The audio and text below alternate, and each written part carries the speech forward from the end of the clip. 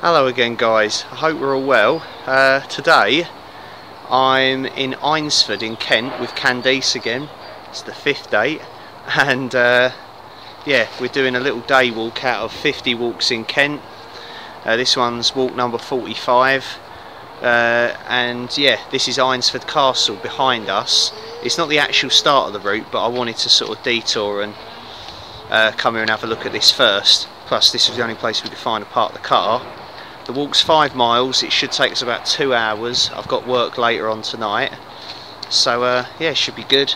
The weather is a little bit miserable, so we've gone with some full waterproofs. Yeah, Candice is just winging it because she does boot camp, so she's hardcore. This is nothing to her. But yeah, it's should be a good little walk. We're going to see Lullingstone Castle and the Roman villa there as well, which I think is in a building, so we may not get to see it. There's a couple of really nice pubs as well, the Malt Shovel and the Five Bells, I believe, in Eynsford alone. So yeah, decent little walk. We're going to see a section of the River Darent as well. What else? There's a bird of prey centre and all, banging. Yeah, should be good. And of course churches as always. So yeah, right, enough talking. Let's get walking. Eynsford Castle was built by the Normans and was originally surrounded by a moat, but was more of a fortified house than a defensive structure. It was destroyed by fire in the 13th century, and today you can see the remains of its walls and part of the empty moat. This is a rare and important survival of an early Norman castle, unaltered by later building works. The castle was built on the site of an earlier Saxon building. The impressive curtain wall was built between 1085 and 1087, probably by William de Eynsford I, a knight and sheriff of Kent.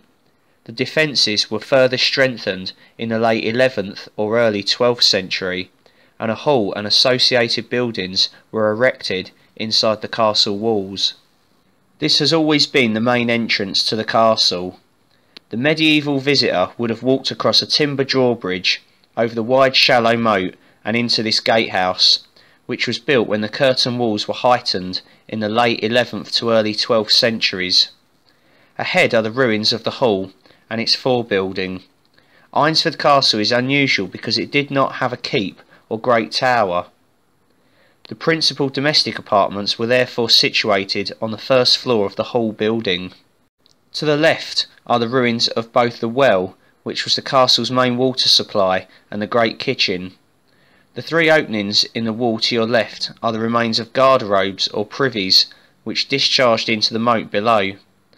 There would have been timber outbuildings between the garderobes and the kitchen. Eynsford Castle had an outer bailey to the south-east, which would have contained further buildings, but very little is known about them or the extent of the outer bailey. The Hall. This building was constructed in the late 11th to early 12th century on the site of an earlier, possibly Saxon structure.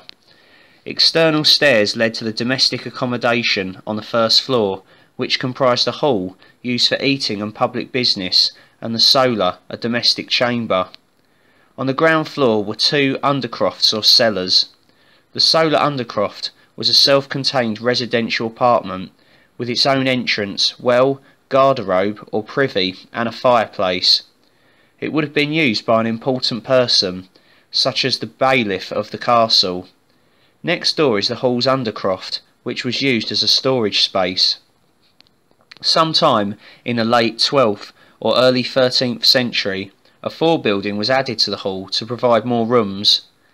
In the early 13th century, both the hall building and extension were gutted by fire. Repairs and improvements were subsequently made and included the construction of a new kitchen to serve the private apartments and the hall. In 1261, Eynsford Castle and estate were divided between the Kirkby and Creel families, causing much dispute. The conflict reached a climax in 1312 when Nicholas de Creel and his supporters broke in and vandalised Eynsford Castle as a protest against Judge William Inge, who had bought the castle from the Kirkby family. The castle was abandoned soon after.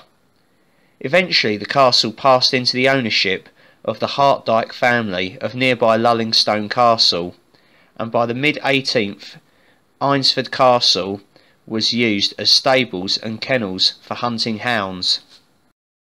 In the 18th century the castle was converted into kennels and stables. The rough holes in the curtain wall to the right of the entrance relate to this later period of the castle's history.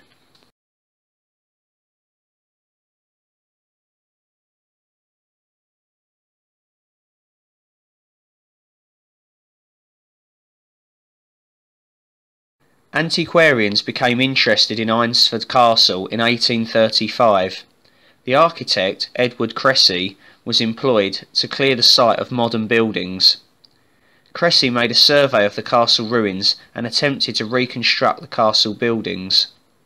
The castle was first studied in detail when it was excavated by Stuart Rigold in the 1950s and 60s. Further excavations were carried out by Valerie Horseman in the 1980s.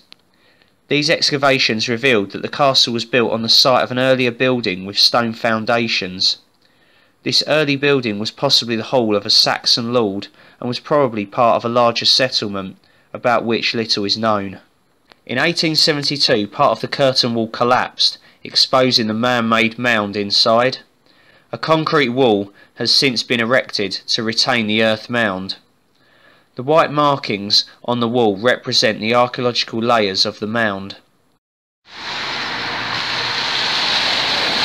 Right, here we are, the first church of the walk in the high street at Eynsford. These really nice little shops and stuff like that here, sort of independently run shops. There we go, Lullingstone Roman Villa, been to Eynsford Castle. Yeah, let's have a look. They've got Commonwealth war graves here as well, and a nice Christmas tree as well. 'Tis the season. Right, let's go in and have a butcher's.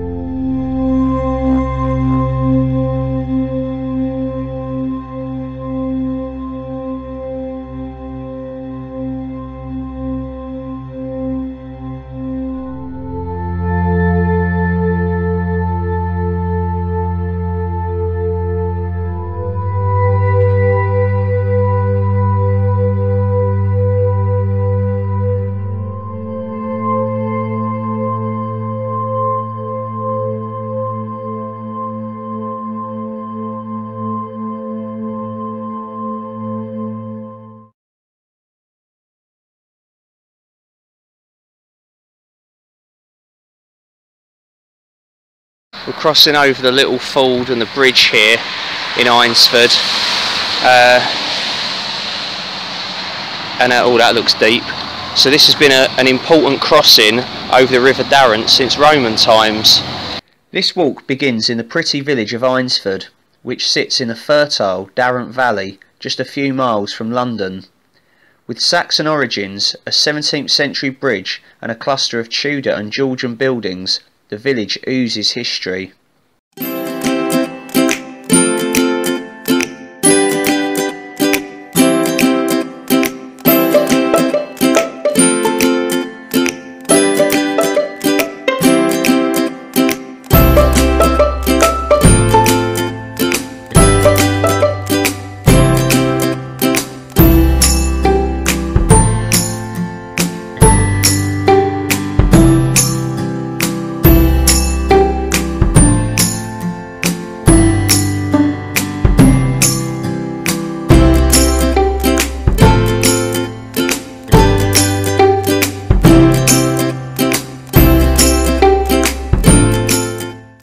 This is Sparepenny Lane.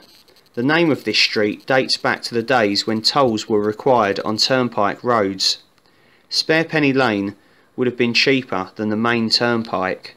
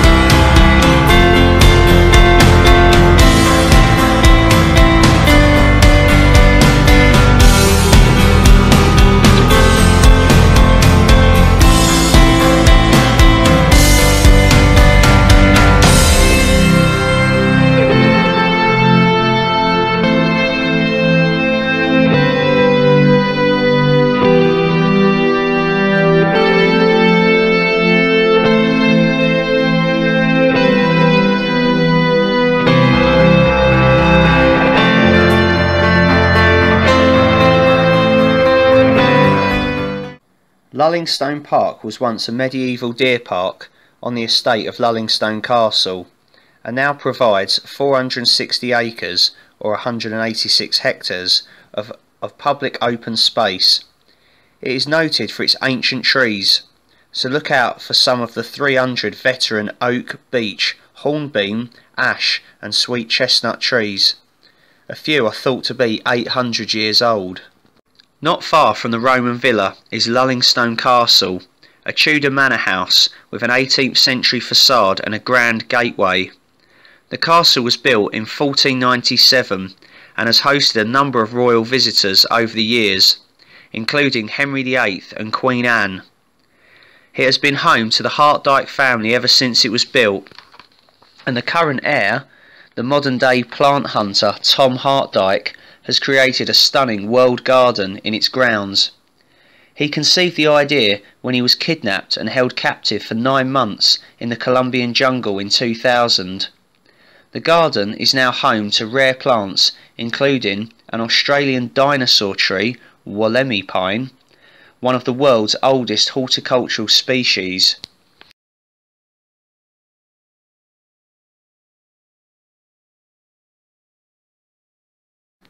Lullingstone Roman Villa was built around AD 100, 60 years after the Emperor Claudius started his conquest of Britain in AD 43.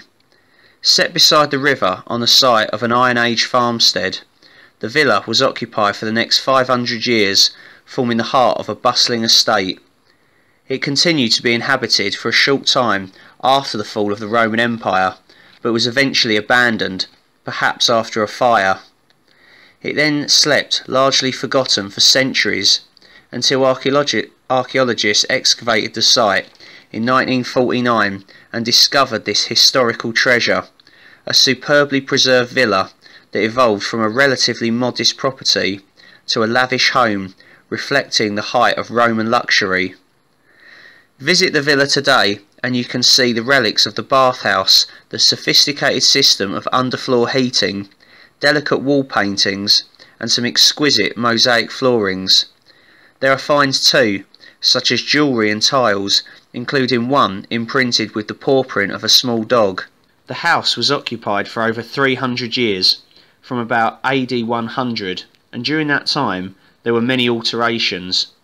From a small building with wing rooms, it developed into a well-appointed country residence, with a bath suite, grand dining room, mosaics and its own Christian house church.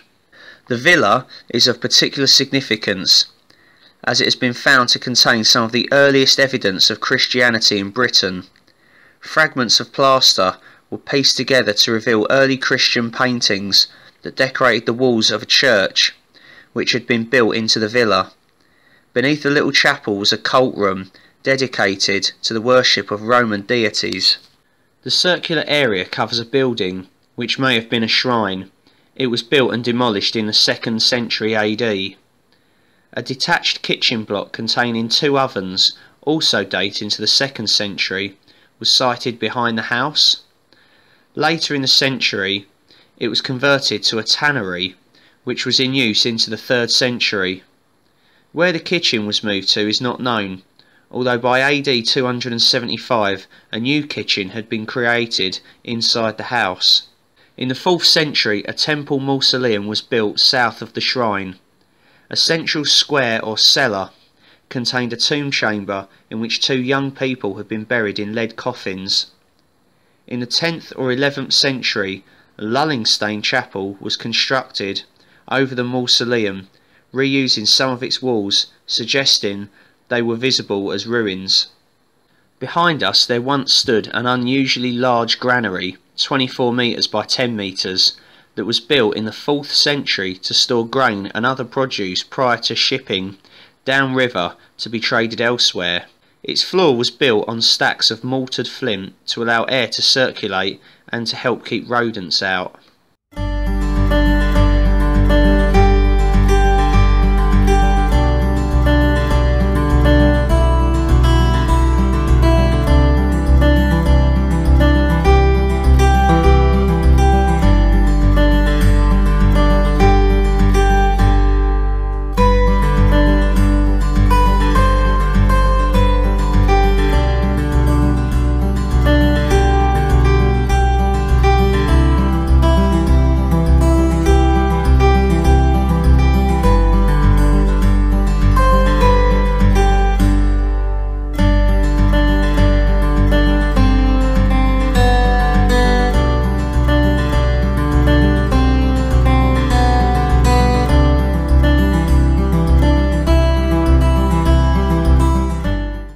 Right, we're back in Eynsford, and yeah, we're just crossing over the river now.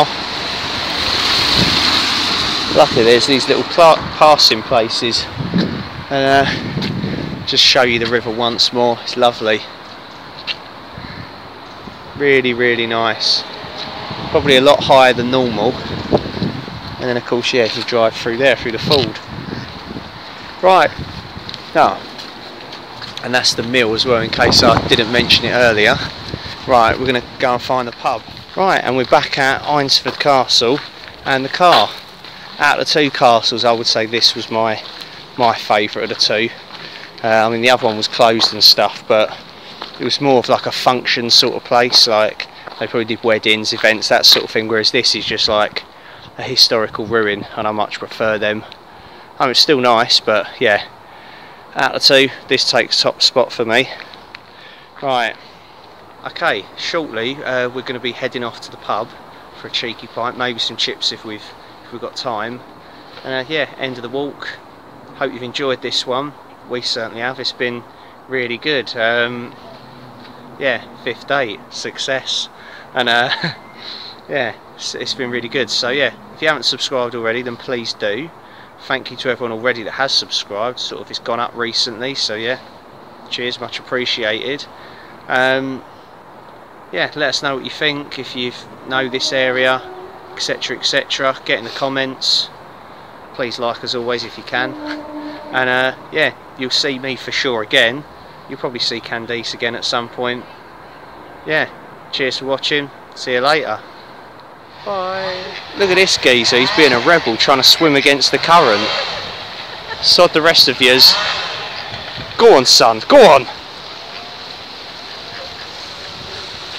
This is brilliant. He's quite strong the tide. Here come the rest of them. Da da da da da da da da da. Da da da. Whoa! Look, there's like a crash. He's like, fuck off, fuck off. Oh look, now he's going. Oh, now he's going again. David Attenborough, you got nothing on me, sunshine. Oh, look at him! Boom, bombing it along. Meow.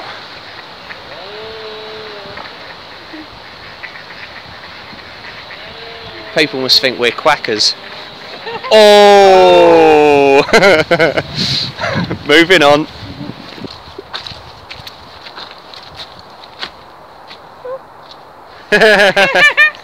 Just this little face appeared. I'm leaving that in.